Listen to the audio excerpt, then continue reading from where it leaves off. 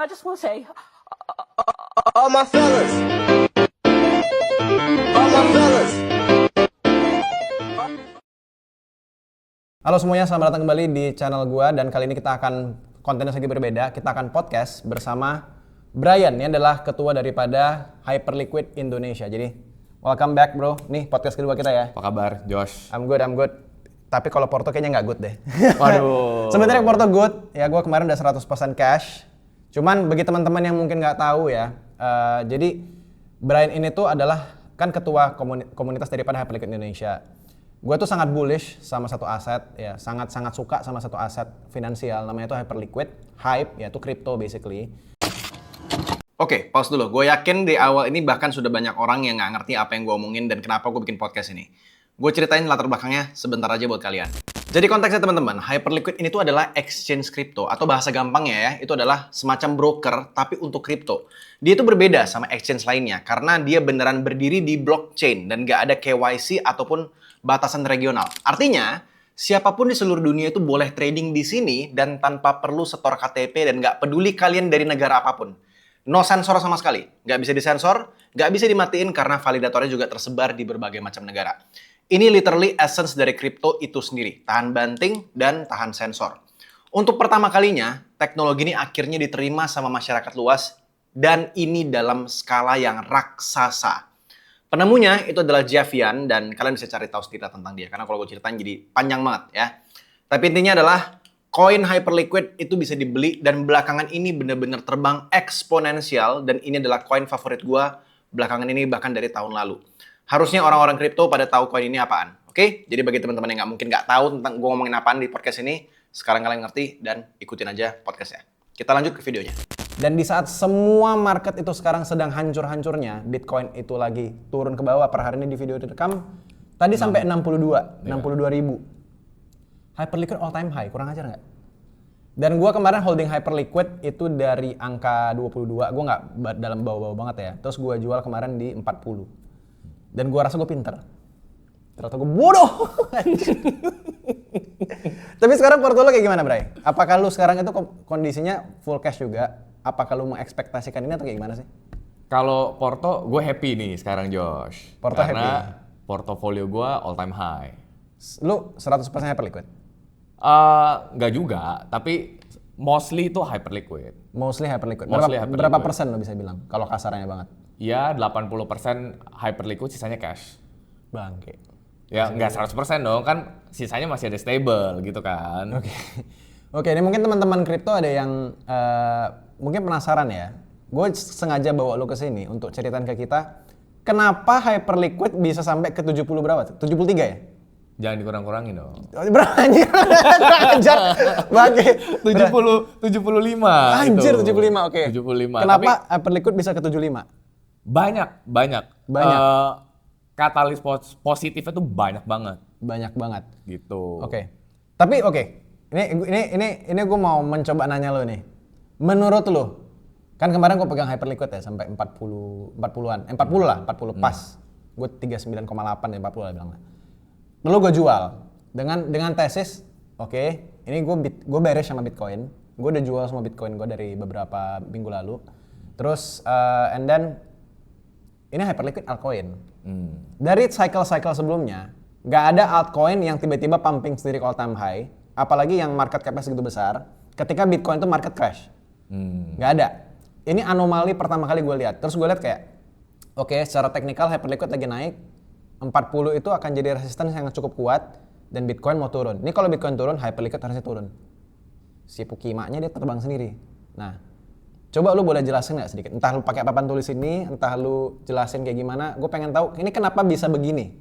Apa yang terjadi di balik layar sebenarnya? Oke, tapi first of all gue juga kaget nih. Oh, lu juga kaget. Lu tidak mengekspektasikan ini? Karena ini bear market pertama gue, Josh. Oke. Jadi gue ekspektasi ya harusnya gue turun dong. Ini kan overall portofolionya. Ya untungnya gue masuknya di hype. Jadi ya dapat anomali kayak begini. Oke. Tapi kalau kita mau bahas kenapa dia naik, jadi yang pertama ya. Ini sebenarnya mungkin teman-teman juga udah pada tahu adanya ETF.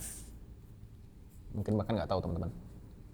Jadi Hyperliquid itu Oke. sekarang ada ETF ya? Iya, Ini- Hyperliquid itu ada ETF, Exchange Traded Fund, ya. Mungkin buat teman-teman yang nggak terlalu familiar, ETF itu apa. Jadi kalau misalnya di US, mereka itu boomers ini, itu sebenarnya lebih nyaman belinya lewat ETF. Jadi 1:1 lah ETF dengan kriptonya, seperti itu. Jadi ETF ini jatuhnya kayak semacam untuk para boomer yang nggak mau ngerti kripto banget, mereka bisa beli reksadana Hyperliquid Iya. gitu lah ya. Karena ribet, mereka harus set up wallet kan, Iya, belum iya, lagi iya, iya, iya. kalau misalkan ngeklik link salah bisa bahaya tuh, bisa hilang semua asetnya. Oke. Nah semua ini resikonya tuh ETF lah yang jagain mereka, Oke. gitu, yang ngejamin asetnya mereka tuh tetap aman. Oke. Dan dari segi perpajakan kalau di US itu lebih murah kalau beli asetnya itu lewat ETF. Oh gitu? Iya, gitu. Gue lupa deh pasal-pasalnya bagaimana. Tapi kalau mereka beli lewat ETF, secara perpajakan itu akan jauh lebih mudah dan lebih murah. Oh I see. Jadi jauh lebih make sense kalau misalnya mereka mau beli Hyperliquid itu via ETF dan karena pajaknya juga jatuhnya lebih murah ya. Jadi kalau mereka mau masuk dalam jumlah gede, jauh lebih make sense. Oke, Lewat make sense. ETF. Lewat ETF ini. Nah, Oke, terus apa lagi? Dari ETF ini ada yang lu mau sharing lagi nggak? nah ETF-nya ini Josh, dia tuh ETF yang paling muda dibandingin aset lainnya. You name it lah, BTC, Solana, ETH gitu ya. Dan bukan cuma satu, tapi ada 3 ETF Ini yang ngeluarin ETF-nya berarti? yang ngeluarin ETF-nya. Oke. Jadi yang pertama itu ada 21 Shares, 21 shares gede. terus ada Bitwise. Oke. Nah, yang kemarin ini baru launch itu Grayscale. Wah, Grayscale juga masuk ke sekarang ya? Grayscale juga masuk. Oke. Jadi dengan adanya ETF ini, demand itu kan benar-benar gede. Oke. Dari masing-masing ETF aja nih, yang 21 Shares dan Bitwise setelah 10 hari mereka launch, mereka udah ngumpulin 100 juta dolar Damn. per ETF nih. Ya kan? Gilanya lagi, si Bitwise ini mereka komit mau pakai sebagian manajemen fee-nya mereka, manajemen ETF-nya mereka itu untuk buyback token hype. Jadi makin banyak yang beli ETF-nya mereka, harga token hype juga ikut naik. Dia pakai mekanisme hype untuk Kurang lebih gitu, tapi tidak se ekstrim assistance fund. Iya, Oh iya, iya, mungkin buat teman-teman yang belum tahu assistance fund itu apa, jadi di Hyperliquid itu ada satu wallet yang dipisahin, namanya assistance fund. Nah, assistance fund ini gunanya untuk mengconvert revenue yang Hyperliquid punya. Jadi mereka tuh dapat keuntungan kan dari tradingnya Josh, si Hyperliquid ini. Nah, nanti revenue-nya ini dulu 97%. 97%. Tapi sekarang setelah di-update jadi 99% itu dipakai untuk buyback Oke. dan di-burn. Jadi hilang dari peredaran tokennya I see, kayak I gitu. see, I see. Dan yang terbaru yaitu tadi Grayscale. Mereka tuh sampai total banget gitu marketinginnya. Bahkan sampai diiklanin di Nasdaq Billboard. Itu gede banget gitu kan, maksudnya untuk Web2 tuh apa ya, influence itu gila banget lah gitu. Oke. Nah, ini yang Grayscale kan lu bilang baru nih. Ini kapan masuknya? Sebaru apa? Ini sekarang tanggal Kemarin 4. Kemarin tuh baru Tanggal 3. Kemarin launch. Tanggal Iya. 3 Juni. Di saat Hyperliquid lagi all time high, mereka malah bikin ETF. Iya. Kayak gitu. Dan ini enggak, by the way nanti disensor ya angkanya ya. Oke. Ya gue ada dapat bocoran, mereka tuh targetnya nih harganya mau ngumpulin AUM-nya tuh 10 kali lipat dari Bitwise dan 21 Shares. Anjir. Jadi bisa kebayang infinite bidding-nya tuh kayak gimana tuh nanti. Anjir. Ini gue dari kemarin tuh nungguin Hyperliquid kan. Ini kapan turun? Jadi gue punya AI. Gue punya AI yang gue udah konsultasi dari beberapa minggu lalu, 2 bulan lalu bahkan. Gue pengen masuk Hyperliquid dalam jumlah sangat besar. Basically mayoritas portfolio gua. Tapi setelah kita diskusi nggak bisa masuk sekarang, nggak make sense sama sekali. Setuju. Secara chart nggak make sense, secara harga nggak make sense. Tapi kita both know ini akan terbang terus, cepat atau lambat. Cuman gua nggak expect sama sekali secepat ini sekarang terbangnya. Jadi gue mengharapkan pullback dari kemarin-kemarin. Tapi gue jadinya ke sideline. Kesarannya cukup banyak jadinya. Nah, dengan adanya ini semua nih, gue jadi nggak bisa masuk sama sekali dan gue diem jadinya sekarang. Menurutmu kapan oke atau apakah ini semua akan tetap nge-push Hyperliquid untuk terus naik? Atau ini malah jadi kayak semacam bomnya, paham gak sih? Kayak Ya, bisa newsnya. jadi sell the news event jadinya. Gue juga setuju sama lu sih Josh. Kalau misalkan memang belum punya exposure sama sekali, gue mungkin akan ya tembak aja gitu sekarang mungkin kayak 10% gitu kan. Nanti ini bukan merekomendasikan ya teman-teman. Cuma maksudnya kayak lu rasa ini masih bisa terbang lebih tinggi lagi? Oh iya, karena tapi teman-teman ini view gue pribadi Ya, karena not financial advice ya teman-teman. karena gini, menurut keyakinan saya Nggak mau dihujat deh. ya, Hyperliquid itu bukan saingannya Binance kayak Lighter gitu, bukan. Oke. Tapi tuh Hyperliquid itu harusnya saingannya itu New York Stock Exchange. Jadi kalau misalkan mau bandingin target harganya gitu based on market cap, ya harusnya compare sama New York Stock Exchange gitu loh. Oke. Kalau nggak salah around 90 billion deh. Gitu. Jadi kalau mau bandingin tuh ke sana. Ya kalau sekarang sih masih murah, tapi kan nggak wise lah, benar kata Josh tadi. Abis all time high gitu kan, masa kita mau all in sekarang kan ya nggak wise. Nggak make sense sama sekali sih. Tapi kalau kita nggak punya exposure sama sekali, menurut gue juga itu nggak wise karena kita missing opportunity juga kan kalau kayak gitu. Iya. Kalau lu ini lucu-lucuan aja kali ya, teman-teman lucu-lucuan aja ya. Kalau misalnya gue bisa nanya nih, lokal topnya kapan? Di angka berapa menurut lu? Dari rumor-rumor yang lu dengar. Lu kan banyak kenalan sama para whales juga ya. Nah, gimana tuh? Ada angka lah nggak yang lu bisa kira-kira sebocorin atau nggak ada? Nggak ada sih. Nggak ada. Even kayak mereka juga nggak ada rencana jual sih. Ini dari mentor gue loh ya. Dari mentor gue ya dia belum ada rencana jual. Mentor lu siapa? Ya itulah. Gak boleh sebut nama ya? Jangan. Kan disensor namanya. Ya udah. Gugup deh. Oke. Kita lanjut ke board ini dulu. Tadi lu bilang ada yang ngedorong, ada yang ETF dan ada dari 3 ini.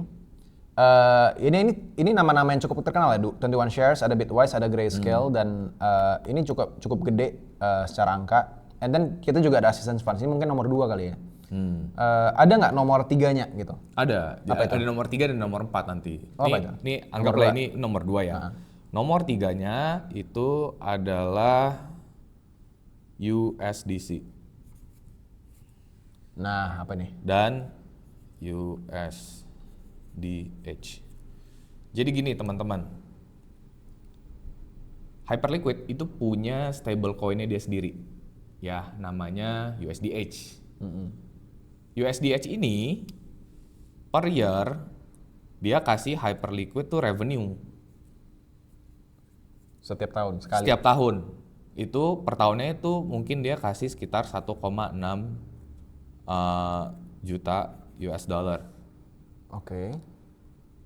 Belakangan ini si Circle tuh acquire USDH dan Circle acquire USDH. iya, jadi Circle acquire USDH dan si USDC ini dijadiin AQA atau Align Quote Asset. Jadi stablecoin utamanya Hyperliquid. USDC jadi stablecoin utamanya Hyperliquid. Yap, gitu. Dan sebenarnya ini mix ya, karena kalau dari segi komunitas ada yang setuju dan nggak setuju. Karena kalau USDH gini loh, berarti kan tim Hyperliquid tuh nggak bergantung dengan External faktor. entitas lain gitu Iya, loh. iya, Kalau iya. misalkan circle-nya kenapa-napa, ya udah mereka punya stablecoin yang mereka sendiri. Iya, oke. Tapi kalau kita ngomongin revenue, itu jauh banget teman-teman. Oh ya? Karena gini, USDC itu di back sama US Treasury yield. Oh ya, Ini. for sure ya.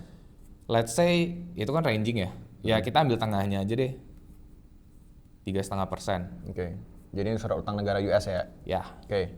Di Hyperliquid sekarang itu ada circulating USDC-nya di 5 billion USDC. Damn, oke. Kalau 3,5%-nya berarti kan ya around 140 sampai 160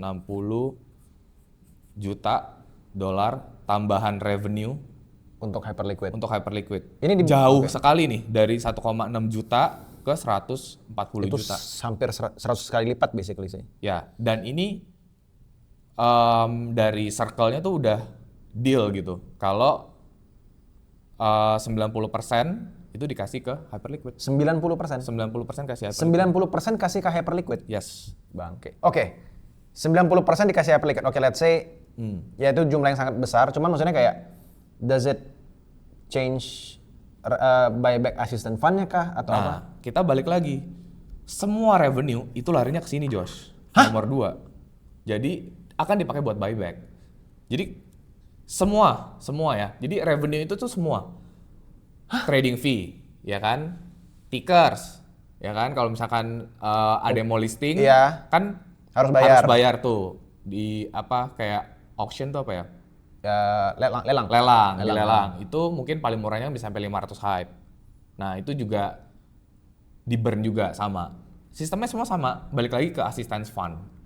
Dan yang terakhir ini tuh gede banget, Josh. Ini lonjakannya dari 1.600.000 ke 160 juta. Ini kapan? Ini nomor 3 ini. Ini baru lah, ini seminggu lalu lah. Jadi kayak bertubi-tubi gitu loh. Ini di saat yang benar-benar tuh bersamaan. Makanya harganya tuh juga kedorong jauh. Dan ini ya, ini biddingnya belum masuk sini loh. Jadi Masih cash? Masih belum dibelanjain lah gitu. Kayak gitu. Dan yang perlu kita ingat nih Josh. Apalagi? Gue dengar, karena ini kan bear market pertama gue nih. Ah. Kalau biasanya Piala Dunia, liquidity itu keluar dari kripto. Karena orang nggak trading tapi sport betting. Ya, oke. Ini tesis yang gue sering dengar dari Andi Kripstok saya. Andi Kripstok suka ngomongin. Oke, terus gimana? Tahun Apa ini kan Piala Dunia. Ya, Nah. bulan ini kan ya? Juni ya? Bulan ini ya? Oke, bulan ini. Bulan dunia. Dia nge-launch yang namanya HIP4 Josh. Oke, I see. HP4 ini adalah sebuah teknologi baru berarti ya? Ya, sebenarnya bukan baru. Udah ada saingannya kayak Polymarket, Iya, Kalshi. Nah, ini prediction market. Jadi, duitnya tuh nggak kemana-mana. Orang abis trading, langsung sport betting aja di Hyperliquid. Jadi, di satu ekosistem yang sama. Gitu. Oke. Jadi, terlalu banyak ya hal-hal yang bikin harga hype-nya naik belakangan ini tuh karena ini beruntun semua nih Josh di satu waktu yang sama. Oke, I see. Dan wah gila sih. Gimana bilang ya? Kalau misalnya cycle tahun lalu tuh kayak misalnya ada nih kayak dulu tuh Cardano tuh dulu hype-nya gila banget. Gua ngelihat ini tuh kayak Cardano sebenarnya. Kalau dibandingin sama cycle sebelumnya. Karena Cardano itu tuh dulu semuanya nganggap Cardano tuh kayak kultus, kayak istilahnya kayak XRP kultus, mungkin lebih tahu lah teman-temannya. Dulu Cardano tuh kayak Hyperliquid ini banyak banget kultusnya. Gue juga salah satunya dulu. Gue explore Cardano segala macam, tapi emang pada saat itu tuh gue buka Web3-nya, gue buka layernya, gue buka dApps-nya, aplikasi segala macam di bawah. Sebenarnya jelek. Aplikasinya tuh jelek banget, kayak astaga ini Cardano jelek banget dibanding Ethereum. Cuman pada saat itu emang ada hype-nya jadi gue bias. Nah Hyperliquid ini tuh setelah gua ngelihat dan mendengar cerita ini jadi jauh berbeda karena benar-benar sebuah bisnis yang making actual revenue.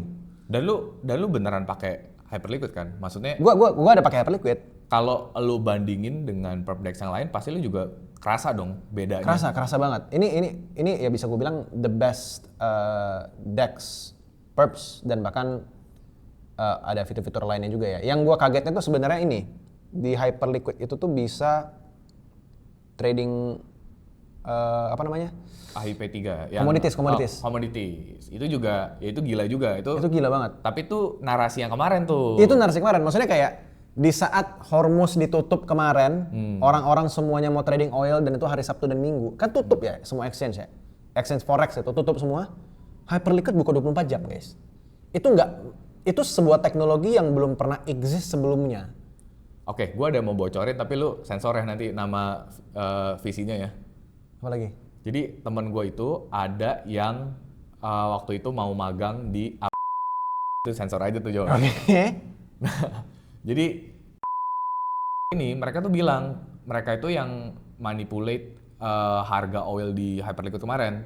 Mereka sengaja, mereka bikin loss aja gitu. Mereka mau kayak tes liquidity aja lah gitu. Oke. Dan kedepannya bukan cuma Abraxas Capital tapi banyak hedge fund lainnya yang mau pakai Hyperliquid as trading venue-nya mereka karena mereka udah seyakin itu dengan liquidity, dengan infrastrukturnya Hyperliquid. Ini gila sih. Maksudnya gini, teman-teman mungkin ada yang nggak paham ya. Kalau kita ngomongin exchange lain, gue sebut merek aja ya, misalnya kayak Binance, OKX, Bitget segala macam. They're good, they're actually good products. Kalau kita ngomongin CEX, centralized exchange. Ini kita ngomongin DEX, decentralized exchange. Kalian perlu tahu teman-teman, di Hyperliquid semenjak ada HIP3 jadi kan? HIP3. Semenjak ada HIP3 commodities dan sekarang ada lu bisa beli saham IP No. yang Basically HIP3 itu everything. Jadi you Oh, can HIP4 trade ini yang prediction market ya. HIP4 prediction market. HIP3 lu bisa bikin chart apapun basically. Anything perpetual yang ada oracle-nya, ada price feed-nya. Oh, ada oke. Itu bisa dibikin. Oke, gua lanjutin. Jadi semenjak ada HIP3 ini teman-teman, exchange yang tadi gue sebutin, yang number 1, number 2, the biggest exchange in the world, itu ngikut-ngikut Hyperliquid. Ini nggak pernah exist sebelumnya. Jadi kalian bayangin ada satu tamu baru nih masuk ke industri ini, si Hyperliquid ini, dia bikin teknologi baru dan semuanya mau nggak mau harus ngikutin si satu anak baru ini. Jadi it's a trend yang gue lihat kayak ini Hyperliquid emang here to stay. Dia bukan datang and go, bukan sekedar datang lihat gue keren loh segala macam dan cabut, enggak. Dia actually changing the whole industry. Dan yang gue kagetnya adalah semenjak ada komoditas HIP3 ini, itu artinya orang-orang dari Web 2, orang-orang yang emang trading oil, trading gold, trading saham, stocks udah masuk juga ya? Stocks udah. Stocks US, kalian bisa trading 24 jam dan itu menurut gua nggak make sense. Dan semua exchange ikutan semua. Jadi kalau itu mungkin bisa jadi nomor 5 kali, cuman ya itu udah narasi lama ya. Narasi lama sebenarnya. Cuman gini, cara berpikirnya itu kenapa mereka pakai Hyperliquid? Mereka bisa front run Josh. Market yang tidak 24/7. Jadi begitu ada berita real life gitu ya, mereka langsung long or short gitu loh. Mereka bisa front running the market pakai Hyperliquid. Aduh. Gitu. Gua happy dengarnya. Cuman gua stres. Karena pegang barang. Aduh, kapan suruh? Oke. Oke, otak gua agak rusak sekarang. Jadi ada ini 21 shares, ada Bitwise, Grayscale baru akan mau masuk, belum ada tanggalnya ya. Enggak, udah launch. Grayscale tuh udah launch. Jadi kalau misalkan teman-teman lihat ya, kayak beberapa jam lalu di Indonesia kan malam, di sana pagi ya. Itu ETF Grayscale itu dipajang di Nasdaq Billboard, itu sudah live. Sudah live. Sudah bisa dibeli. Nah, gitu. Jadi ya mungkin ada crime pump sedikit lah. Ya tapi cuman nggak tahu ya apakah jadi sell the news atau bakal crime pump nih berapa hari ke depan gitu. Kalau crime pump harusnya sekarang sih. Atau at least 1 hari inilah. Wah, ini nggak make sense menurut gua. Oke. Berarti ini Grayscale BTW teman-teman yang nggak tahu ini gede banget loh guys. Ini bisa dibilang ya nggak setara BlackRock, cuman maksudnya kayak setiap kali ada bilang saingannya BlackRock atau kayak yang setara sama BlackRock siapa? Salah satunya adalah Grayscale ini. Ya, dia yang paling sering. Oldest ya. One of the oldest, one of the biggest juga. Terus ada assistant funds yang emang ini udah dari lama banget, but they keep buying dan semenjak dibukanya HIP3, HIP4, semakin banyak yang trading, artinya semakin banyak revenue, semakin banyak buyback, artinya Hyperliquid naik terus. Aduh. pusing kepala gue. Tapi jangan FOMO ya teman-teman. Gue nih di Gua sini. FOMO, Pak. Enggak, Pak. Kalian jangan, Enggak, gua Pak. yang FOMO. Karena biasanya kalau misalnya udah video ini keluar nih, banyak yang bilang sales Hyperliquid lah. Tapi bukan sales Hyperliquid. Ya sales Hyperliquid tapi gue nggak digaji loh. Gue nggak ada salary, grants gitu nggak ada. Jadi Lu ngepom-pom Hyperliquid ya katanya? Market cap gede banget sih. Grayscale guys yang pom-pom Hyperliquid. Kita nggak ngepom-pom ya, itu gede banget ya. Kita mau ngomong sampai berbuih-buih kalian beli 3 miliar, 5 miliar, 10 miliar tuh startnya nggak akan gerak guys. cuman cek gitu. Cek balik lagi gitu, nggak gerak. Oke. Terus ada asisten fund ini. Yang menurut gue yang paling gongnya di kepala gue adalah si USDC ini. Ini hanya dari treasury aja mereka dapat 140 juta dolar. Simply ada USDC di sana aja, udah. Dan maksudnya ini kan 5 billion USDC yang circulating supply di Hyperliquid. Doesn't mean it will stop there kan? Benar. Dia bisa nambah lagi karena Betul. Teman-teman harus tahu semakin ramai ekosistem di kripto itu biasanya akan terus ada cetakan baru lagi. Jadi setiap kali liquidity pindah lah dari satu Chain ke chain ke chain yang lain. Ya. Wah. Lu ada info nggak kapan mereka terakhir kali minting? Enggak sih. Nggak tahu ya. Belum tahu sih. Tapi ya itu Tetap kan akan minting terus tiap sih. hari kan pasti ada perubahannya, Josh. Cuman ya bener yang kayak lu bilang, kalau misalkan memang Hyperliquid ke depannya jadi trading venue ya si 5 billion ini pasti ya naik terus. Akan naik. Pasti naik terus. Wah, kampret sih. Belum lagi kan kemarin juga USDH user semuanya diarahin buat convert ke USDC semua. Wah, gitu. Oke, mungkin mengenai HP4 nih Pak. Kalau gue bandinginnya semua, somehow di kepala gue tuh HP4 bukan jadi sesuatu yang gimana-gimana banget. Karena kalau kita harus ngomong secara platform nih, ya kalau kita ngomong prediction market, itu tuh Polymarket dan Kalshi probably adalah the biggest one. Ya. Dibandingkan sama Hyperliquid secara platform UI, gambaran tampilannya gitu ya. Teman-teman mungkin bisa cek sendiri ya Polymarket, Kalshi sama Hyperliquid. Gue bisa bilang Polymarket dan Kalshi jauh lebih bagus. Itu opini gue pribadi.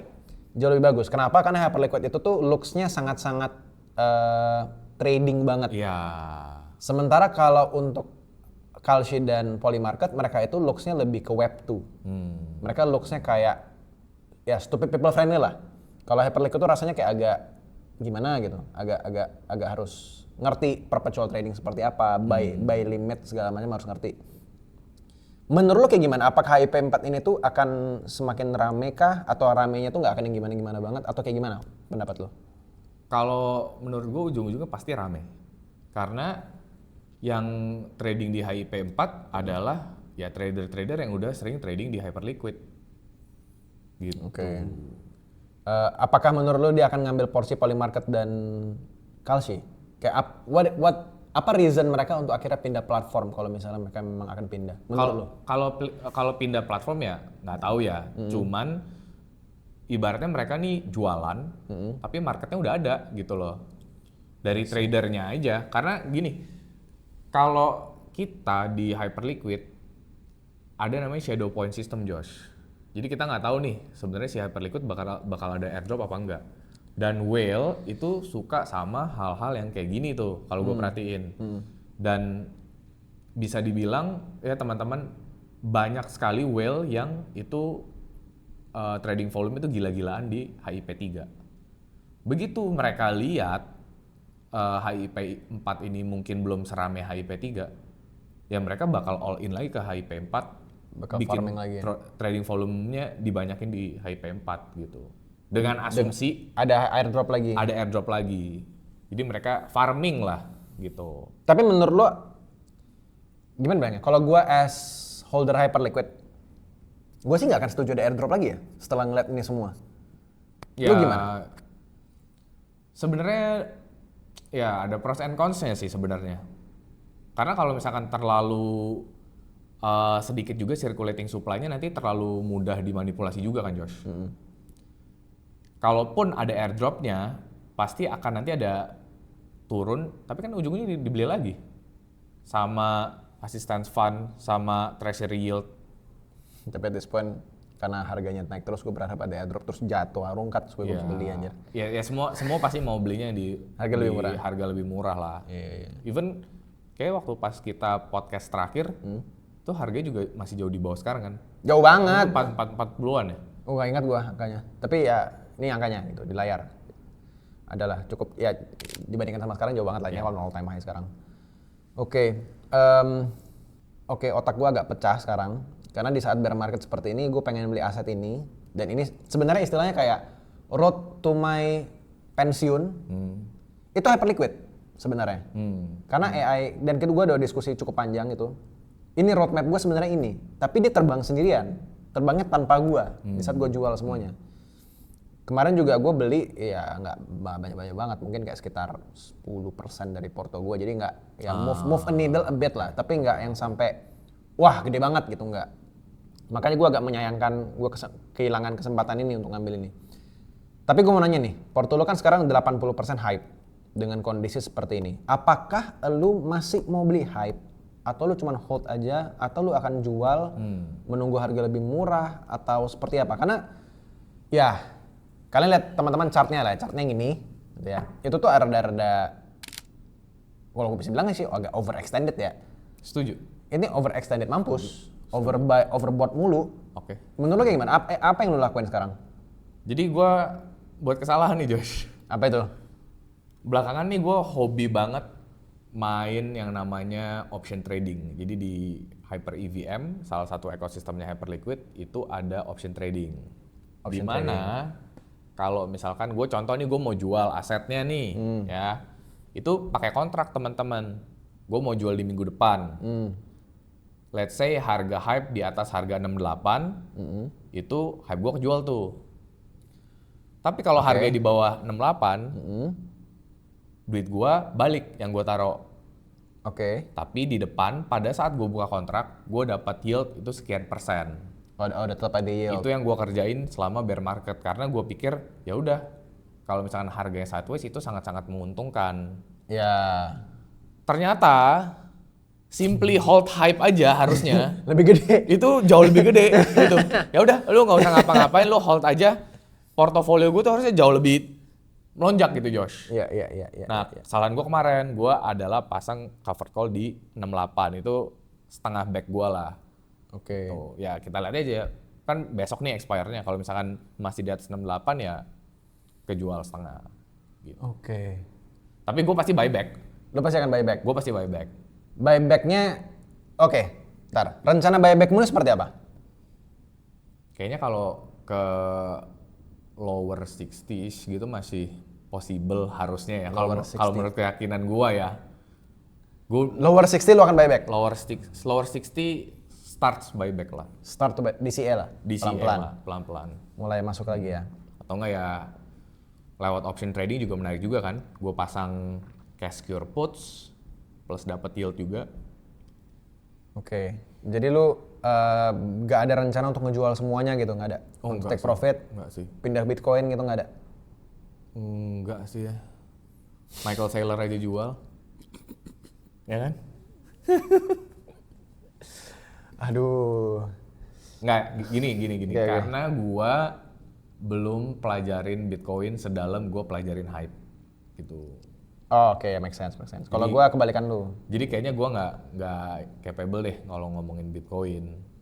I see. Jadi Bitcoinmu itu hyperliquid ya? Ya, Bitcoin gue istilahnya ya. Mungkin satu pertanyaan terakhir kali ya. Menurut lu, ini kan sekarang kita overextended. Dengan ada ini semua nih, mungkin boleh lah. Entah lu punya bocoran whales atau apa gitu-gitu. Entah mentor anda, kalau anda menonton mohon maaf ya eksenanya ini nggak tahu ini ofensif atau enggak, cuman intinya adalah kira-kira dari whale yang lu kenal nih, mereka sebenarnya hold itu tuh tujuannya untuk mereka hold, maksudnya kan siapa sih yang butuh uang $100 juta di hidupnya? Itu banyak banget. Ya, setuju. Setuju. Mau dipakai buat apa gitu? Maksudnya apakah ada rencana untuk cash out kah? Atau emang sepercaya itu sama projectnya? Atau what end goalnya apa? gini Josh, kalau udah di size mereka gitu ya, let's say punya beberapa juta hype, staking aja itu kan 2% per tahun. Ya cuman 2% per tahun dari 100 juta dolar itu Iya kayak lu mau pakai buat apa? Uangnya buat apa gitu? Setahu gua nih, Nah, dia itu ya jalan-jalan doang, jalan-jalan terus gitu. Dan itu pun gue yakin nggak habis sih. nggak mungkin habis lah anjir, lu beli gedung Nggak aja. mungkin habis. Lu beli gedung nih, modar gitu. Ada kembalian anjir uangnya. Nggak habis sih. Ya setahu gua ya dia kayak gitu ya. Dia pernah cerita ke lu nggak kayak end goal dia apa, misalnya kayak ini mau dibangun apa Oh gua nggak. untuk apa, atau dia masih keep it secret dulu aja. Gue nggak pernah nanya itu, cuman yang setahu gue setiap kali gue nanya ya kayak gitu, dia lagi jalan-jalan aja gitu, nggak pernah sih yang kayak habis beli apa gitu, gue nggak tahu. Masih muda kan orangnya kan? Masih. Oke lah guys, itu aja. Oke teman-teman, kalau misalnya kalian ada yang pertanyaan ya please tulis di kolom komentar, gue akan coba jawab. Mungkin nanti Brian juga bisa coba lihat komentar sekali lah ya. Boleh. Kalau ada pertanyaan-pertanyaan yang menarik, dia akan coba jawab.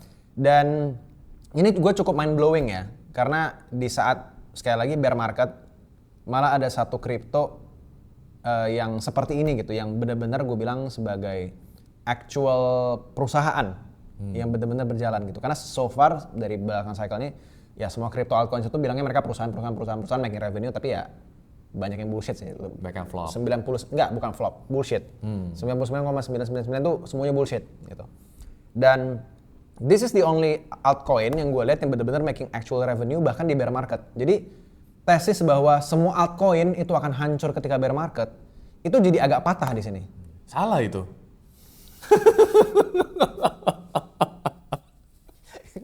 Ngajar, sombong aja. Mentang-mentang portonya. Bukan. Soalnya waktu pas kemarin kan, waktu pas harga hype-nya turun, gue dibilang, wah ini scam lah, Oh gitu. pom-pom lah. Siapa coba yang bisa pom-pom hype dengan market cap-nya segini? Oke. Ini very mind blowing. Gue tadi sebenarnya pas sebelum sampai di sini tuh gue udah tahu beberapa hal. Cuman ketika lo menjelaskan di papan tulis itu, otak gue makin keregister gitu kayak, oh ini beneran ya gitu. Kayak baru bener-bener yakin kayak, oke ini asalnya bener-bener bagus. Ya ini not financial advice teman-teman, sekali lagi. If you wanna buy, terserah kalian. Gua sama sekali nggak bisa merekomendasikan buy di ujung seperti ini. Ya ini kalian sendiri lihat chartnya, itu nggak make sense untuk dibeli. At least di opini gua. Apakah bisa terbang lebih tinggi lagi? Ya nggak tahu. Ya nggak tahu. Tapi ada posibilitasnya. Ada. Ngeliat ini, gua sangat lihat ada posibilitasnya. Ada. Cuman apakah gua akan buy? Gua nggak bisa bilang sekarang. Probably mungkin dalam jumlah yang sedikit dari portofolio gua untuk sekedar hedging atau opportunity. Ya gua takut ada opportunity loss juga, FOMO juga lah ya, supaya gua nggak terlalu stres juga anjing nih. Exposure sedikit ada aja exposure lah. sedikit lah. Kayaknya I think it's a bit wise. Oh Bit dari wise. situ ya. Oh. Bitwise. Oh iya, Beli iya. Hyperliquid. Oh iya. Bitwise. Oke guys, itu aja mungkin untuk hari ini. Kalau kalian suka konten ini, please komen di bawah, ketik like. Di bawah ada tombol hype, bagi teman-teman nggak tahu. Jadi hype Tombol itu hype? ada. Jadi di YouTube itu ada tombol hype. Kalau lu klik, videonya naik gitu. Oh gitu. Ada namanya hype juga. Oh, ada ya. Jadi please tekan tombol hype-nya kalau ada yang muncul di tempat kalian. Kalau kalian mau join membership di channel ini, silakan tekan tombol join di sebelah tombol subscribe. Nah, nanti di situ kalian bisa nonton video lebih awal, kalian bisa nonton video-video eksklusif dari gua juga.